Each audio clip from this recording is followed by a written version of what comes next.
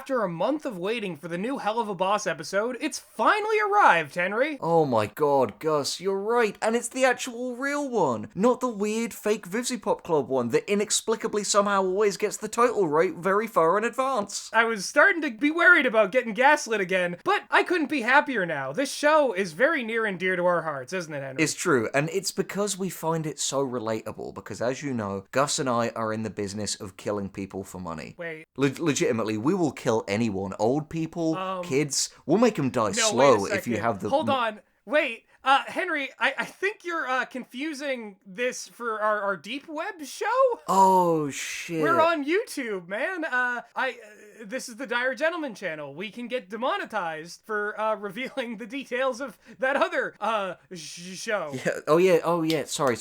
We're saying we're professional writers on this channel. Anyway, yeah. Sorry. If anyone needs anyone written, by the way, just contact us in the comments. Yeah. Get your papers in order. Anyway, Helluva Boss, great show about hitmen demons who kill anybody, and the 4th episode, they're actually opposed by a team from heaven, which is the first time we're seeing heaven in any of the Spindlehorse stuff. Yeah, which is kind of a big deal, given that in the wider kind of has-been Helluva Spindlehorse universe, there's been so much speculation as to the nature of heaven, but of course what we actually know for a fact has been pretty sparse up until this point. And to be honest, episode 4 doesn't really illuminate that much more beyond this particular group of cherubs. I think, Vibsy and the team would be saving any of the big reveals about heaven's nature and all that for Has-Been Hotel, which is the one that's picked up by 824. It's going to be the more plot-oriented one. This is an episodic show. So I think, because, the formula has been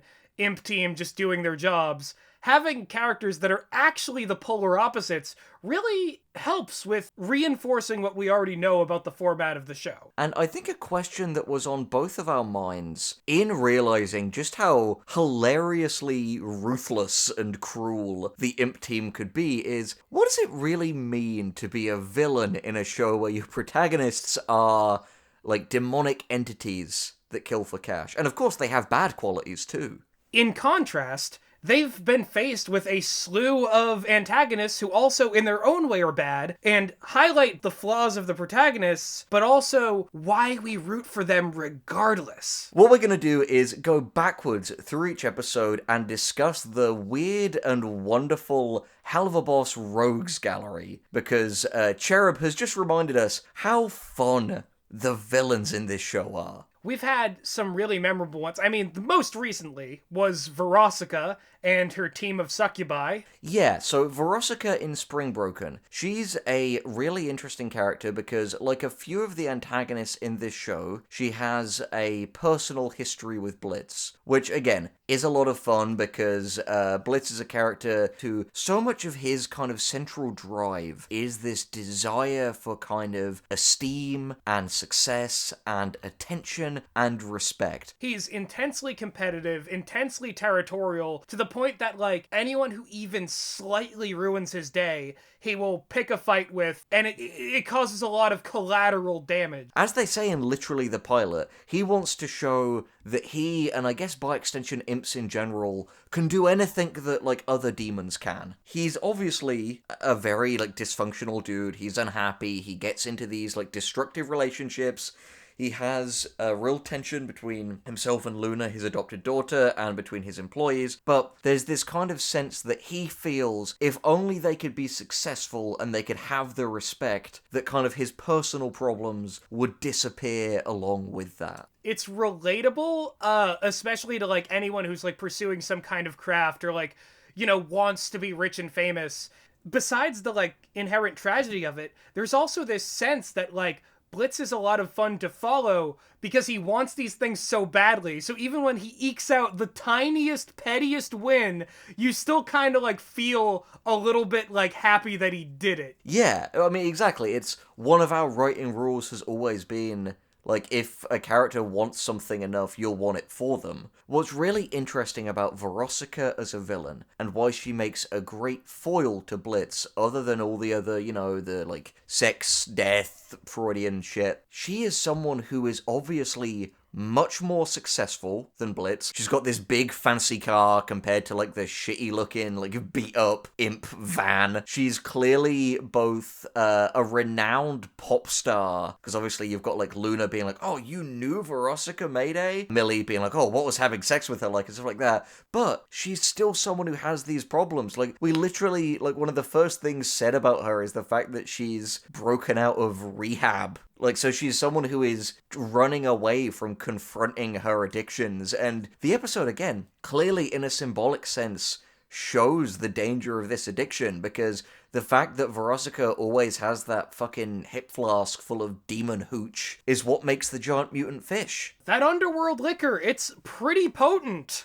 When that underworld liquor hits. It's really interesting because Verosika in so many places is, like, in a state that Blitz wants to be in, which of course is why Blitz is so enraged by her in addition to the X stuff. It's crazy because Verosika is someone who unironically wants for nothing, just thinks they're hot shit, and kind of is, and that's where Blitz wants to be. They want to be in this state where, like, everybody already respects them enough to kind of, like, kiss their boots. It's funny that you brought up how Blitz is like an imp, because people would have to kneel down real far to kiss his boots. And I think that that's part of the gag. I mean, it's obvious the fact that, like, he is this diminutive character. Like, yeah, he's big, as people have pointed out in the comments before, he's big among imps. But, like, generally, almost everyone else kind of towers over him. Well, see, that's excellent, because I think that his relative height, compared to the other imps, actually, like, emphasizes this idea that, like, yeah, imps are all lower class, but Blitz is the one who's trying to rise above other imps, and he technically has in stature, but that doesn't mean he's gotten anywhere. And the difference in, like, literal, like, mass and size compared to the other demons just shows how far he needs to go. And also maybe that, like, if that's the unchanging way of things, maybe he just needs to accept and find happiness at the station he currently is at. How appropriate that in an episode with a giant mutant fish, it really does become apparent that Blitz is like a big fish in a small pond. Yeah, exactly. For Blitz to find true happiness, he needs to go inward, because the reality is there's no amount of external validation or external success or external respect that will ever fundamentally change who he is, because again, look at Verosika. She has everything she wants, but she's still an addict who has all of these, like, personal problems. And I think that transfers nicely into Lululand, because as much as I love Robo Fizzarolli, and we'll get to him, I think that Lululand does a great job having Robo Fizzarolli be the vector for a conflict we already see between Stolas and Blitz, in that throughout the episode, we see Stolas actually cares for Octavia. He has someone that he loves and who loves him. Blitz doesn't even have that. He doesn't have the first step. And that's directly what Robo Fizzarolli is calling him out on just before they have their fight. Yeah, I completely agree. And again, to discuss another wonderful parallel in this show, how like beautifully bizarre that the like weird, edgy demon murder show would have the sort of tragic, doomed, like, romance and trysts of these two, like, bisexual dads who have fraught relationships with their daughters and are really trying to make it work in spite of their, like, massive personal flaws.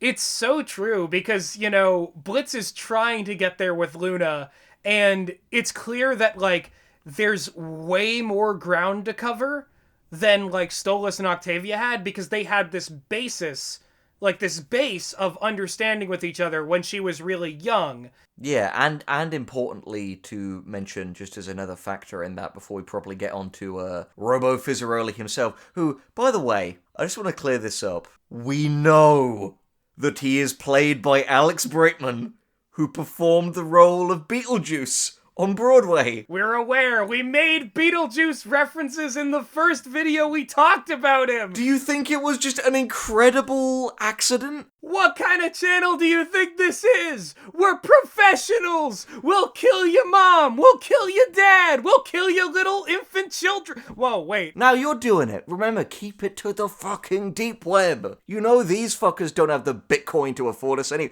Fuck, did I even finish my point about... Fuck it. We'll do it live. Robo Fizzarolli. He is another wonderful foil to Blitz who, based on Blitz calling him a slut and the posters implying that he's a sex robot, had also fucked Blitz in the past. It's quite possible. It's quite possible that, like, everybody who has some kind of antagonistic relationship to Blitz, who, like, is a pre-existing figure in Blitz's life, was also perhaps a sexual partner at some point. Can't wait for the later episodes when we find out that, like, Blitz was also fucking the mum from Murder Family. If they put him in the montage, that would have thrown me for a loop, I'll admit it. Would have been funny, though. We spoke about how Verosika is this very, like, you know, she believes she's the shit, and she has, like, the entourage to back it up, and just by her being there, Blitz starts to feel really insecure. The fun thing about Fizzarolli is that he directly needles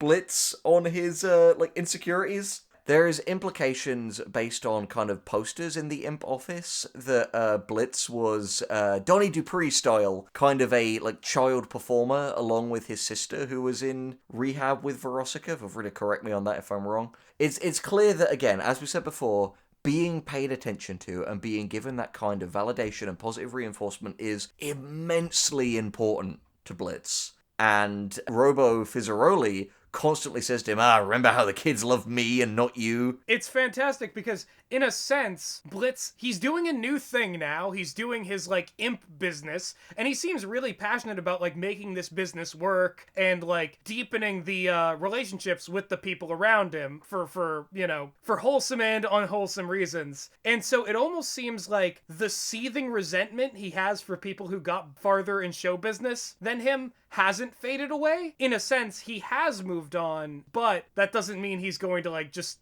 sit there and take it. Again, I hate how much Blitz is relatable in that sense. This feeling of like, oh, fuck's sake, I'm trying to move on. Why won't you let me? Anyone who has seen the Heads of Sierra Blanca video on this channel knows that I've been involved in things that I'm not necessarily proud of and have tried to sort of like reinvent myself in different things since, like I'll show Less is Morgue. There is something so frustrating about this feeling of like, when things from a past that is like sour to you comes back, you become a person you don't want to be. In Lululand, that's very evident from early on because Blitz is very sort of high alert and antsy and angry just being in the amusement park because obviously he knows who's there. And again, it's just like with Verosika. A great thing about the villains in this show is they often remind our main characters in different ways of very uncomfortable truths, either about themselves or like a sort of wider philosophical thing, which we'll get more into in Murder Family, but there's much more to discuss with fucking Fizzarolli before then, because I've got to say, cards on the table, my favorite villain of the series so far. For me personally, I think it's a toss-up between him and Verosika. That's fair. I mean, don't get me wrong. I love Verosika. Christina V is an immensely talented actress and singer, but I have to admit, like, personal bias, I'm such a huge fan of the Beetlejuice musical, and I love Alex Brightman. I've listened to that soundtrack a frankly disgusting number of times.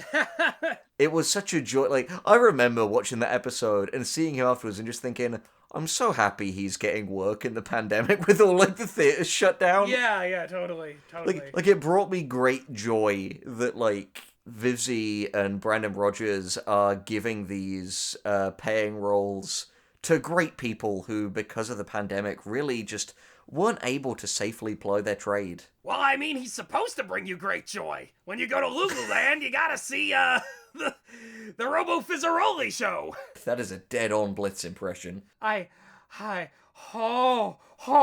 rage is a-coming. Oh boy. It makes me piss myself laughing that every single time in the comments there are so many people saying you sound like Blitz or like Old Dipper or something, and you just don't. You just objectively don't. Yeah, can I rant about that for a second? So, I get comments all the time on these Helluva Boss videos saying that I sound like Blitz, and I don't. Listen to my voice. I sound nothing like him. On the Bill Cipher video that we recently did, one of my great video on the channel, one of my favorite ones. Henry helped write it. It's fantastic. Everyone was saying I sound like I'm Older Dipper from Gravity Falls. I don't. I sound nothing like Older Dipper. Also, just very recently, somebody compared me to some I don't know, some YouTuber named Kaneko Kitten who does Roblox videos. I don't sound like him either. I don't sound like any of these people. I sound like me. My voice is my own. If it makes you feel any better, Gus. Yeah? Because, gotta give the self-esteem to put the video back on track, but, the fact that you are able to perfectly do so many voices is what makes you such a great YouTuber. Well, yeah, because nobody knows that I'm not their loved ones when I come into their house in the dead of night and tell them, oh, hey, the kitchen light is out. You want to come in here and help me? Can you unlock this door? It's me, Dipper. I'm not holding a knife. It's me, Dipper, Pacifica Northwest, my wife who I'm killing for money. The person in the room, has a gun, and they're like, you're not fooling me, Blitz. I know you're here to kill me. And it's full circle. Speaking of full circle, did you have anything else to say about Fizzarolli before we get into the murder family? Yeah, I just want to say a few things about Fizz before we jump into that. Obviously brilliant performance from Alex Brightman. He's gonna have a lucrative career for the rest of his life playing sinister, larger-than-life, clowny characters with a stripe pattern. And I hope they're paying him in throat lozenges. Oh yeah, that poor man. In addition to all the money, but my god, since I voice a character that sounds a little bit similar to that kind of thing, I feel his pain. But I mean, you don't have to do that show 7 nights a week. No, I don't. He's given as well so much character by the fabulous kinetic animation on him.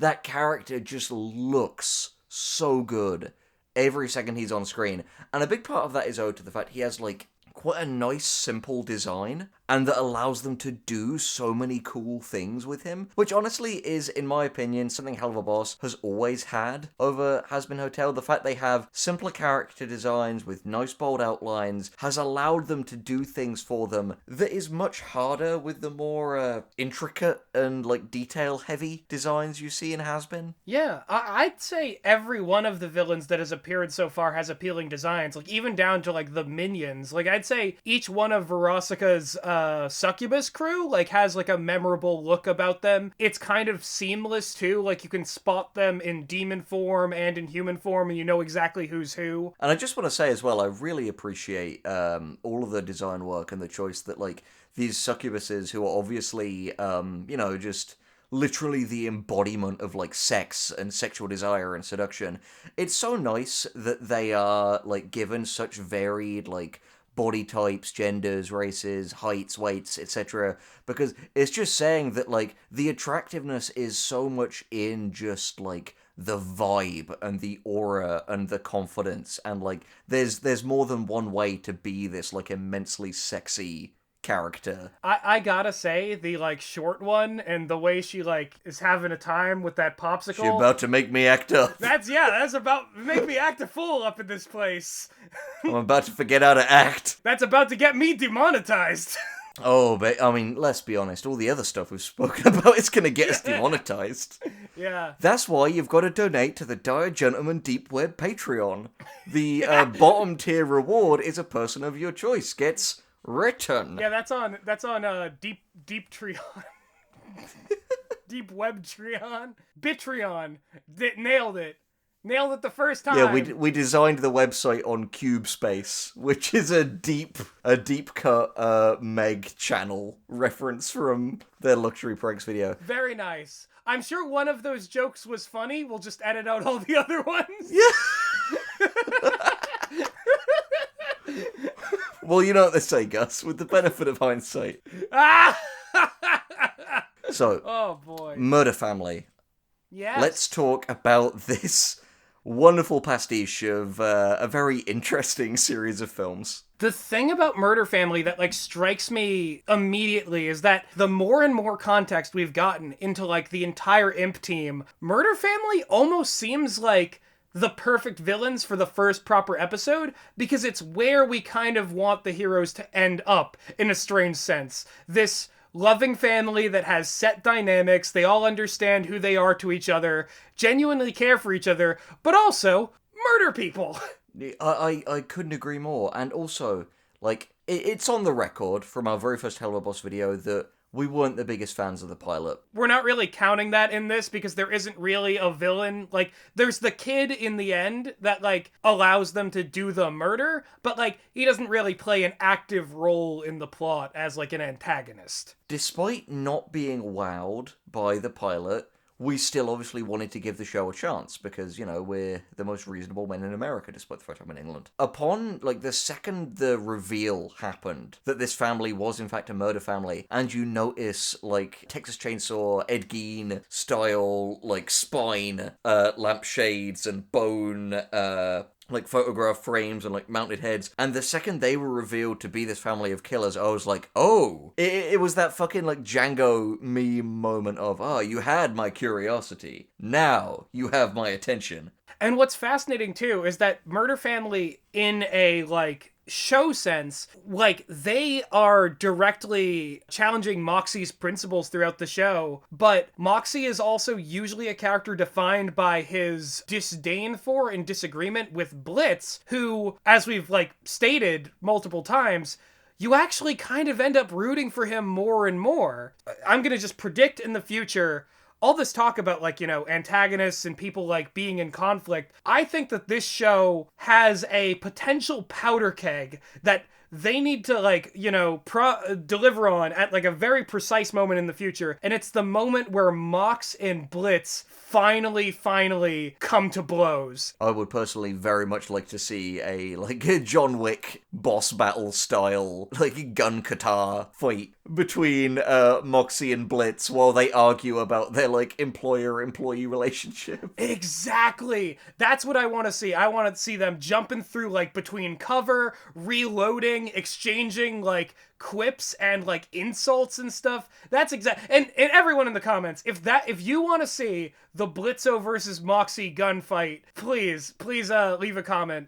Like the video, subscribe, and hit the bell. If you've made it this far, write a comment that has the word gunishment in it, and then we'll know that you made it this far into the video, and that's cool. That's great. That means that you're our special friend. And you've passed the test, and now you can hire us for a low price of your soul. That's gunishment. G-U-N-I-S-H... Fuck.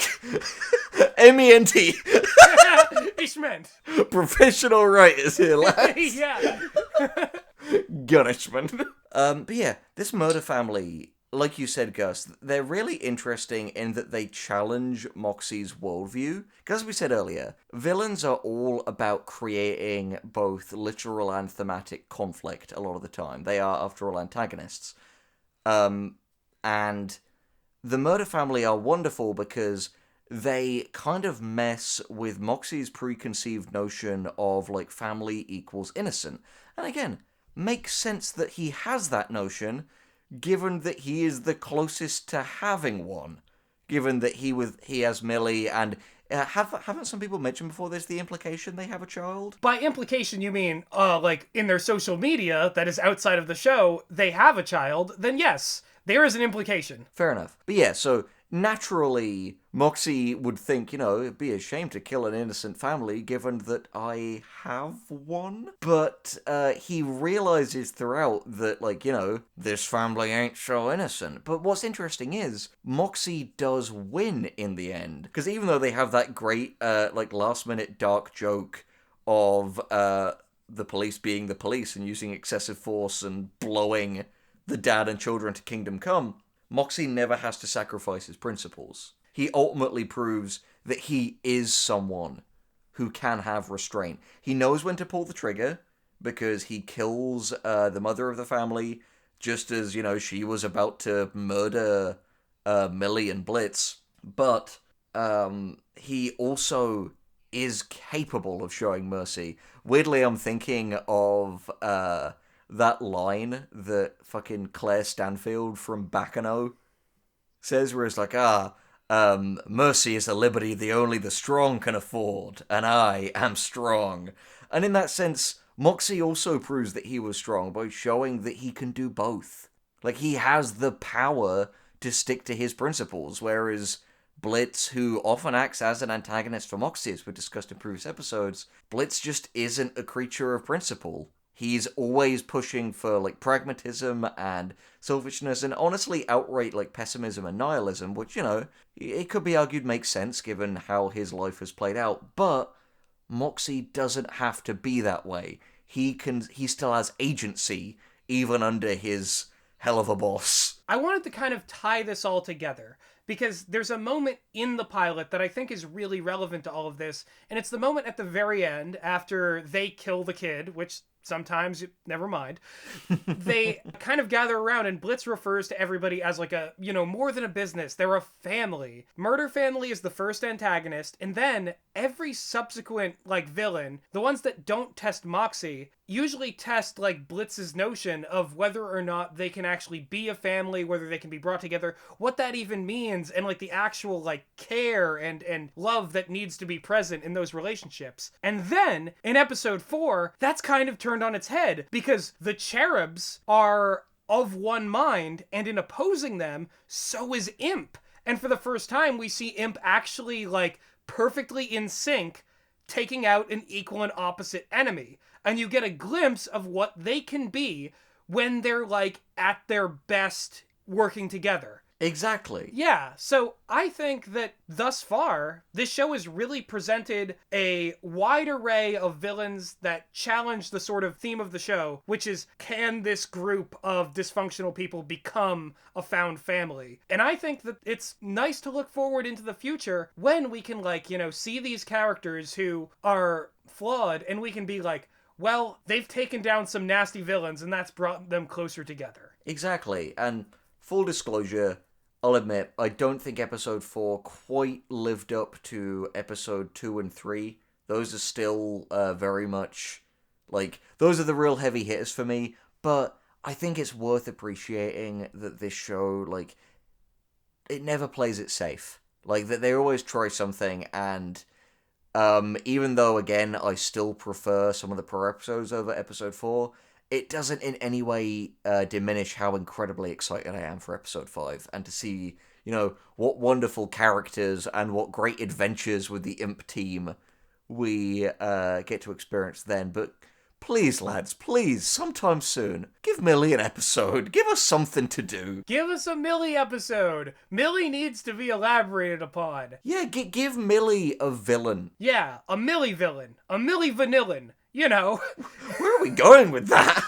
You know, like, you know, like Millie Vanilli, like another pop star themed villain that they have like a theme, and it's like revealed that it, you know, in the end they won the award, but they were like lip syncing, and it was a all big fraud, just like how this video was a fraud. It was a front. It was advertising for our secret deep web business, and at the end of the day, all I can really say is, The Owl House is not a very good show. Are you seeking the answers to life and death's big questions? Do you like monsters, people, and especially monster people? Have you ever wanted to listen to a discussion podcast where there's a non-zero chance that the guest of the week may be devoured by the host? Well, that sounds an awful lot like Less is More, the horror comedy podcast where a ghost and ghoul talk about stuff. Check out our official website for more information, and don't forget to subscribe to the Dire Gentleman channel for fun videos featuring the writers and voice actors of the Grapes Collective. Until next time, I'll be seeing you in the future.